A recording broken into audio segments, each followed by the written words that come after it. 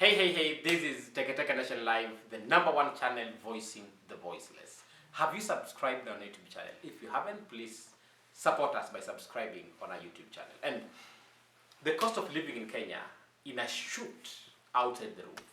Majority of us, tunalia, watu wanaumia in different parts. And considering the difficult situations with climate change, drought may affect different parts of the country. Kuna zile parts ambazo they are normally described as semi-arid and arid parts of this country. But drought may affect beyond those areas. Kuna places where we normally know that the food baskets of this country, even now, hawana food. And many people, the Azimio team, the opposition, has been speaking about these issues. But the president for a long time, amekuwa akisema that maandamano hayatamtisha.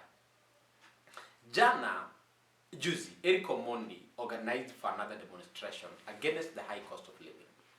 Mafuta iko juu, food stuff iko juu, everything iko juu.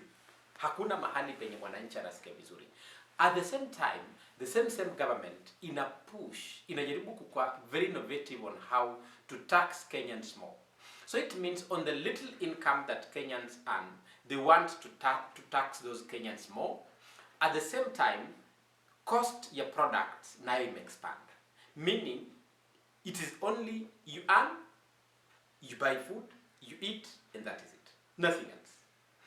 Eric Omondi's demonstration, I think, should be a very clear indication to the president that things are getting out of hand. And there is a saying that a hungry man is an angry man.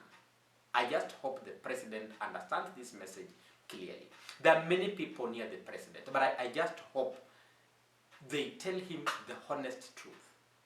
That the president yesterday, while launching the commission for these rivers in Nairobi with the governor for Nairobi, Honorable Sakaja, he was clear that watu waandamane vile wanataka. But I think the president is joking on this. The president needs to be a bit more careful, knowing that majority of Kenyans are hungry. He shouldn't joke with a hungry man.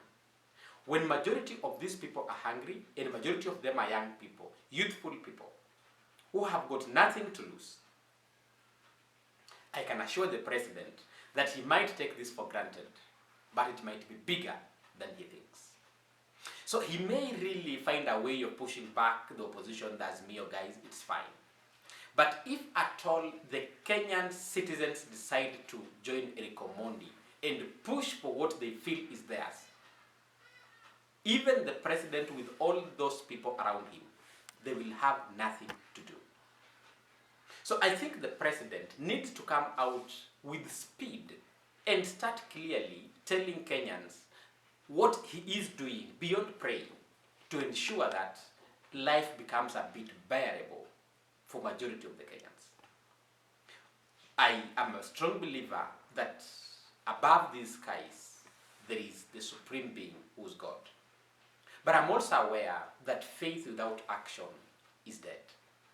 So while the president has sold this narrative that yes, he's the guy who came in because of prayers, we also want him to take some action, to show us some practical things he is doing now with his cabinet to ensure that we come out of this threat.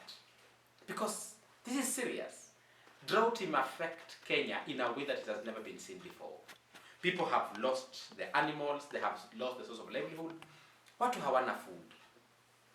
Zile goods ambazo ziko, we are an agricultural society. People are no longer able to farm because we only farm while depending on rains. So the moment there are no rains, it means that we can hardly farm. We've not been able to really invest in the irrigation systems to ensure that we back up in the event there is no rain, we can still farm using alternative sources of water.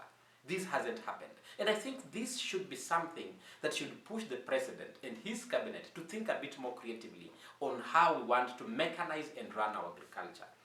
We have got many young people in this country who are qualified, they are well trained. They can be able to provide these solutions. But who's listening to them? Who is listening to them? So I think the president should not joke with these Kenyans he's seeing. People are crying everywhere. Kakamega, Kwale, Kitale, everywhere. People are not comfortable because the cost of living is so high. People are hungry. People are struggling. If the president continues chest thumping, ati wacha waandamane, hakuna kitu watafanya, waandamane watachoka, I think he is only displaying his level of ignorance, and this might be dangerous for this country and for his presidency. If Ruto really wants to finish his 5 years in peace, and again go for a second term, he should stop listening even to his deputy. He should stop listening to people who are lying to him that things are okay. Kwa ground vitu ni noma. I know he has spies everywhere. The NSIS and other government officials, they're everywhere. They need to tell the king that his people are hungry. If the president is not willing to really stop all this drama, it is not only the opposition people that are hungry. It is not only Raila Amolo Odinga who's complaining about the high cost of living. While the opposition guys might also speak about it, Eric Omondi is not in Azimio, neither is he in Kenya Kwanza. And I'm saying this because of his last video that he did last night, indicating that yeye anafanya tu kwa sababu amesikiza watu kwa ground. There are many other voiceless Kenyans in different parts of this country who think the same way. If those people get to a level that hakuna any other way, there will only be one way for them to solve this problem. And Eric Omondi indicated that next week he's planning for another mega demo. Watu na ma-CV, ma-fee structure, ma-budget zao za nyumba, all their needs. People should carry all their needs and march to State House. I know the president has got the security personnel at his own disposal. But how many hungry men can you shoot and survive? How many really? So I think instead of just thumping and saying, oh, mutaandamana vile mnataka, the president needs to start providing solutions, because through our votes, we gave him power to run this country on our behalf. And I think we've had enough of prayers. Now, in addition to his faith, we want to see some action. Subscribe on our YouTube channel. It is Teke Teke Nation Live.